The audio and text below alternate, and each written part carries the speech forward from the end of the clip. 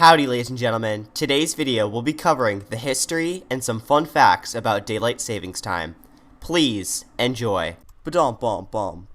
Let's begin with a brief history lesson. Many do not know this, but the concept of daylight savings time is actually quite an old idea, with evidence of this practice being done by the Romans, who would set their water clocks using different scales for different months of the year to adjust to the daily schedules of the solar time. The creators of what is now considered daylight savings time belongs to New Zealand scientist George Vernon Hudson and British builder William Willett. In 1895, Hudson presented a paper to the Wellington Philosophical Society, proposing a 2-hour shift forward in October and a 2-hour shift back in March. There was interest in this idea, but it was never followed through because this proposal was opposed by many, especially farmers. Now I know what you're thinking.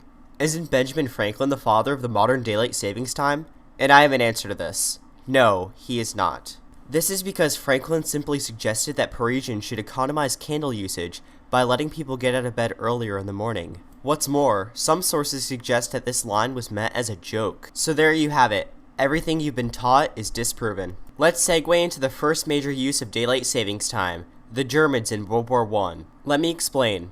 Clocks in the German Empire and its ally Austria were turned ahead by 1 hour on April 30th, 1916, 2 years into World War I.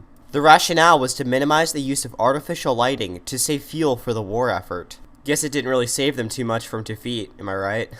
Within a few weeks, the idea was followed by the United Kingdom, France, and many other countries, but most of them reverted to standard time after World War I. And it wasn't until the next World War that daylight savings time made its return to most of Europe. So there you have it, the history of daylight savings time. Now let's get to some fun facts, shall we?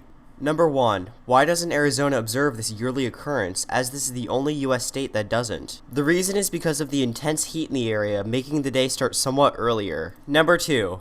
This event can cause lower SAT scores. The change in clocks can mess up sleep schedules for teenagers and cause them to do poorly on the college entrance exams. Speaking of sleep, I'm exhausted. See you guys in the next video, and as always, make sure to subscribe for more fascinating factoids. Bye.